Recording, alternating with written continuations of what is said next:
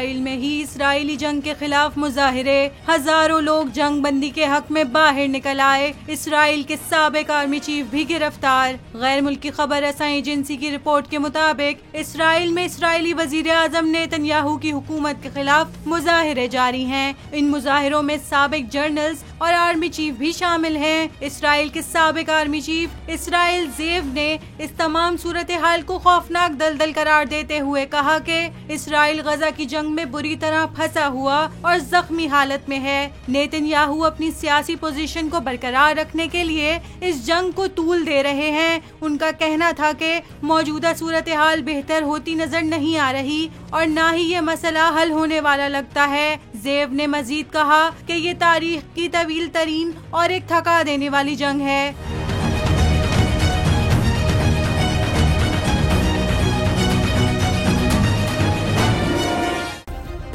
Subscribe करें और bell दबाएं ताकि कोई खबर रह न जाए।